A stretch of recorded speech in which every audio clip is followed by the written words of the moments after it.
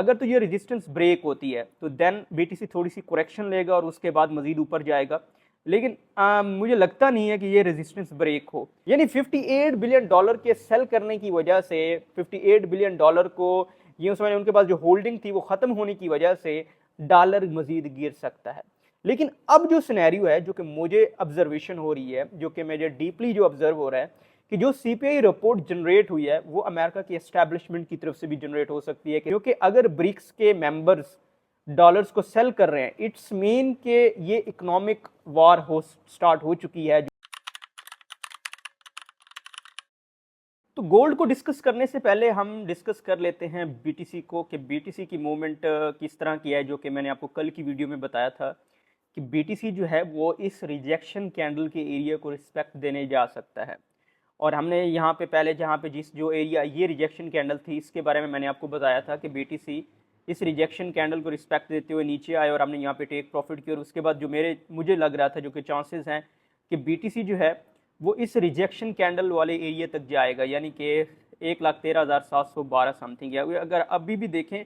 तो 1,13,400 कुछ पे बीटीसी गया हुआ है और अभी फर्दर भी जाएगा, जो कि लग रहा है कि इस एरिया से अगर आपने कोई ऑर्डर लगाया हो तो इसको पिक करके नीचे आ सकता है। और अगर ज़्यादा कुछ वॉल्यूम आ गया, जो कि मुझे लग नहीं रहा कि ऊपर जाए मज़ीद, लेकिन अगर वॉल्यूम ज़्यादा आता है तो इसको ब्रेक भी कर सकते हैं, क्योंकि ऑलरेडी जो है इस पोजीशन, ये एक पोजीशन किसका काम कर रही है, रेजिस्टेंस का काम कर रही है। अगर आप ये देखें तो ऑलरेडी भी बीटीसी यहाँ से गिरा था, फिर एक बार सेकंड टाइम यहाँ से गिरा था और ये थर्ड टाइम है। तो ये एज अ रेजिस्टेंस का काम कर रही है। ये जो प्लेस है, ये जो मैंने मार्क किया हुआ है, अगर तो ये रेजिस्टेंस ब्रेक होती है तो देन बीटीसी थोड़ी सी करेक्शन लेगा और उसके बाद मजीद ऊपर जाएगा, लेकिन मुझे लगता नहीं है कि ये रेजिस्टेंस ब्रेक हो। मुझे ऐसे फील होता है कि यहाँ से 1,13,000 या 1,14,000 से हो के फिर नीचे जा सकता है, या यहाँ पे जो लिक्विडिटी पड़ी हुई है इसके ऊपर, यानी इस ऑलरेडी जो मार्केट थी 1,14,065 तक गई थी, उससे ऊपर लिक्विडिटी ग्रैब करने के बाद दोबारा मार्केट नीचे जा सकती है। और वही उसी सिनेरियो में जो कि मैं आपको ऑलरेडी बता चुका हूँ कि मुझे जो लगता है बीटीसी 1,15,000 और 1,05,000 के दरमियान कुछ अर्सा यहाँ पे रहेगा। बट ये थी बीटीसी की अपडेट, जो कि ऑलरेडी मैं आपको कल डिटेल में सारा कुछ बता चुका हूँ कि आपने कहाँ कहाँ पे किस तरीके से ट्रेड सेट करनी है अगर आप लेना चाहते हैं तो। अब हम आते हैं गोल्ड की तरफ। अब गोल्ड के केस में अगर आप देखें तो मार्केट जो फ्राइडे को क्लोज हुई थी 4,114 पे क्लोज हुई थी। सिनेरियो ये आता है, क्या ये गोल्ड की जो मूवमेंट है ये गोल्ड अप जाएगा या डाउन जाएगा। इसके लिए मैंने आपको एक और डाटा भी शेयर किया था और उसको हम कहते हैं सीपीआई डाटा। अब सीपीआई डाटा की जो रिपोर्ट है उसमें क्लियरली बताया हुआ है कि जो इन्फ्लेशन है वो कम हुई है। अब आपको बताता चलूं कि जब इन्फ्लेशन कम होती है अमेरिका के अंदर, देन जो गोल्ड होता है वो डिक्रीज होता है, क्योंकि डॉलर की जो वैल्यू है वो इंक्रीज होती है। तो इस सेंस में लोग गोल्ड को बेचते हैं, और जब गोल्ड बेचा जाता है तो डेफिनेटली उसको डॉलर्स में कन्वर्ट करते हैं, डॉलर की वैल्यू बढ़ती है। तो जब डॉलर की वैल्यू बढ़ रही होती है, इन्फ्लेशन अगर आप रिपोर्ट देख लें 0.2% जो कि एक वैल्यू आई है, जो कि ऑलरेडी जो थी 0.3% थी इस मंथ की अगर हम बात करें, तो इस बेस पे लोगों का माइंड सेट होगा कि हमने गोल्ड को सेल करना है। लेकिन एक और चीज जो कि बहुत ज्यादा इंपॉर्टेंट है, जो कि शॉकिंग भी है, अगर आपने टर्म एक सुनी हो ब्रिक्स के केस में। अब ब्रिक्स के केस में अगर आप देखें तो जिसमें पाकिस्तान उसमें मौजूद नहीं है, अमेरिका उसमें मौजूद नहीं है। ब्रिक्स एक ऐसा ब्लॉक है जिसमें चाइना आ जाता है, तुर्की आ जाता है, मलेशिया आ जाता है, भारत आ जाता है। तो ये अपनी करेंसी, ब्रिक्स एक करेंसी लॉन्च करने के लिए वो तगोदो कर रहे हैं, उस चीज़ को अडॉप्ट कर रहे हैं कि हम अपनी एक ही करेंसी लॉन्च करें या हर कंट्री अपनी करेंसी में ट्रेड करे। यानी कि चाइना कहता है कि मेरा युआन परचेज करें और उस बेस पे मुझसे चीज़ परचेज करें, और ऐसे भी हो रहा है, बहुत से कंट्रीज युआन परचेज करते हैं और फिर चाइना से चीज़ लेते हैं। अगर उस सिनेरियो को देखें तो ब्रिक्स 58 बिलियन डॉलर जो है वो सेल कर चुका है, यानी कि उनके पास जो डॉलर का रिजर्व था उसको बेच चुका है। यानी 58 बिलियन डॉलर के सेल करने की वजह से 58 बिलियन डॉलर को ये समझ उनके पास जो होल्डिंग थी वो खत्म होने की वजह से डॉलर मजीद गिर सकता है। लेकिन अब जो सिनेरियो है, जो कि मुझे ऑब्जर्वेशन हो रही है, जो कि मुझे डीपली जो ऑब्जर्व हो रहा है, कि जो सीपीआई रिपोर्ट जनरेट हुई है वो अमेरिका की एस्टैब्लिशमेंट की तरफ से भी जनरेट हो सकती है कि सीपीआई रिपोर्ट आपने अच्छी देनी है ताकि लोग गोल्ड को सेल करें और क्या करें,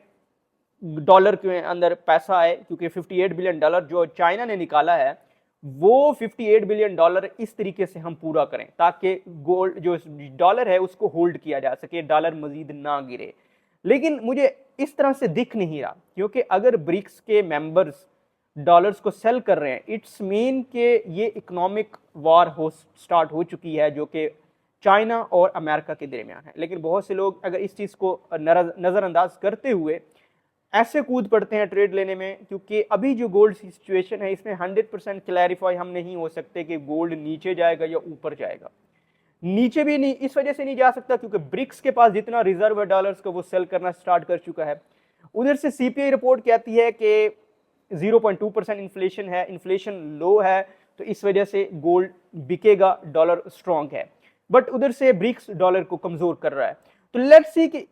ये जो फाइट है, इकोनॉमिक वॉर है, तो ये हमें किस तरीके से बेनिफिट देती है। लेकिन हम ब्लाइंडली जाकर गोल्ड को सेल की ट्रेड या बाय की ट्रेड नहीं ले सकते। मैं आपको ये कंसर्न बताना चाहता हूं कि blindly don't follow these terms. आपने इन चीज़ों को आइडेंटिफाई करना है। फर्स्ट ऑफ ऑल आपने जाके देखना है कि ब्रिक्स ने क्या 58 बिलियन डॉलर जो डॉलर का जो रिजर्व था उसको बेचा है।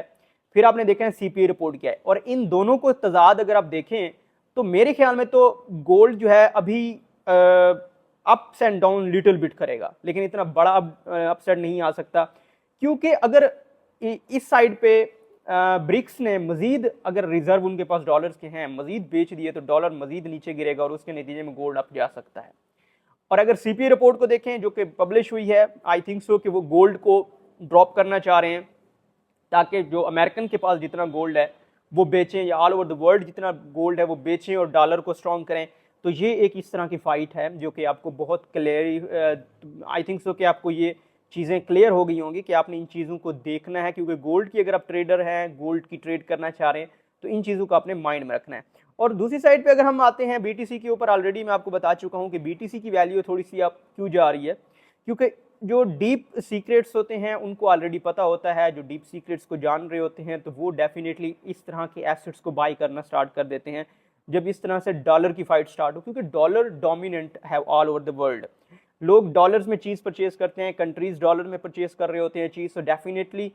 अगर उसके ऊपर फाइट स्टार्ट होती है, जैसा कि चाइना और अमेरिका की आपस में लग रही है, टैरिफ के ऊपर बहुत ज़्यादा ट्वीट्स हो रही हैं जिसकी वजह से अमेरिकन भी परेशान है कि ट्रंप जो चीज़ कर रहा है वो अमेरिकन के लिए भी बेनिफिशियल नहीं है, क्योंकि वहाँ पे जो मार्केट में अप्स एंड डाउन्स आ रहे हैं वो भी मैनेज नहीं कर पा रहे। दैट्स वाई वो सेफ हेवन ढूंढते हैं और उसकी वजह से वो गोल्ड में इन हो जाते हैं, या फिर अगर वो थोड़ा बहुत अपना इन्वेस्टमेंट बीटीसी या इन क्रिप्टो पे लगा देते हैं, क्योंकि ये भी फ्लक्चुएशन बहुत ज़्यादा हो रही है। तो इस वजह से मैं आपको ये सजेस्ट करूँगा कि आपने अगर कोई ट्रेड ओपन भी करनी है गोल्ड के ऊपर, स्मॉल ट्रेड ओपन करें, बड़ी लॉट्स मत लगाएं, क्योंकि जिस तरह की इसकी मूवमेंट होने वाली है जो कि फर्दर दिख रहा है तो वो बहुत बड़ी मूवमेंट होगी और फिर आपसे वो चीज़ें संभल नहीं पाएंगे। अगर आप बड़ी लॉट्स लगाते हैं और अचानक से $100-200 का डंप या पंप होता है, जैसा कि गोल्ड ने किया है पिछले वीक में, आपको पता चल गया होगा कि $366 का डंप, यानी कि उसके बाद दोबारा $200 का पंप। इस तरह की जो चीज़ें हो रही हैं तो डेफिनेटली अपने एसेट को सेव करने के लिए आपने सेफ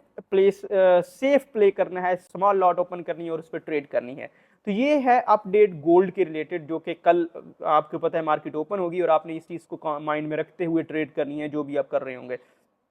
और बीटीसी की ट्रेड तो ऑलरेडी मैं आपको बता चुका हूँ। ये रिजेक्शन कैंडल किस पोजीशन पे है, बेसिकली ये रिजेक्शन कैंडल जो है ना रेजिस्टेंस के ऊपर है, तो मार्केट इसको रिस्पेक्ट देगी, क्योंकि जो rejection candle support resistance support area या डोमिनेंट साइड पे होती है तो वहाँ पे हेल्प आउट कर रही होती है। तो लिहाजा इस एरिया के ऊपर बेसिकली मुझे जो लग रहा है यहाँ पे रिस्पेक्ट देगी मार्केट, इसको 50% दे सकती है, जो फिबोनाची ड्रॉ करके आप आइडेंटिफाई कर सकते हैं, तो आप उस ट्रेड को ले भी सकते हैं अगर ये रेजिस्टेंस ब्रेक होती है, क्योंकि ये एक रेजिस्टेंस का काम कर रही है ऑलरेडी भी। ये देखें, अगर यहाँ पे देखें, यहाँ से मार्केट आई, फिर यहाँ से आई, फिर दोबारा, ये एक एज अ स्ट्रॉन्ग रेजिस्टेंस है और मार्केट दोबारा इस पोजीशन पे भी जा सकती है जो कि 1,16,000 है। अगर देखा जाए 1,16,000 पे भी जा सकती है, क्योंकि ऑलरेडी मार्केट गई है, फिर मार्केट इस पोजीशन पे जाने की कोशिश कर रही है। और मुझे जो लग रहा है कि शायद हो सके कि आज मार्केट 1,16,000 को टच करते हुए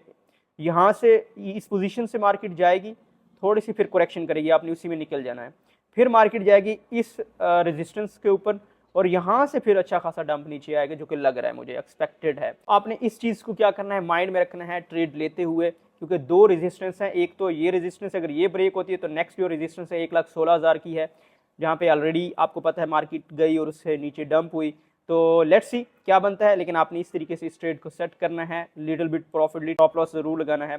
तो देन आप इस यहाँ से प्रॉफिट जनरेट कर सकते हैं। इसके साथ इस चैनल को जरूर सब्सक्राइब कर लें, और अगर आप व्हाट्सएप कम्युनिटी जो मेरा ग्रुप है उसको ज्वाइन करना चाहते हैं तो ट्रेडिंग साइंस चैनल पर जाएं, उसकी वीडियोस की डिस्क्रिप्शन में फर्स्ट लिंक मौजूद है, जहाँ पे हम free signals, free of information provide करते हैं व्हाट्सएप कम्युनिटी के अंदर, और डेफिनेटली वो आपकी बहुत ज़्यादा हेल्प आउट करेगी। अगर आप टिकटॉक, फेसबुक या इंस्टाग्राम के ऊपर देख रहे हैं तो उनको ज़रूर फॉलो कर लें। अपना बहुत सा ख्याल रखिए। ओके, अल्लाह हाफिज़।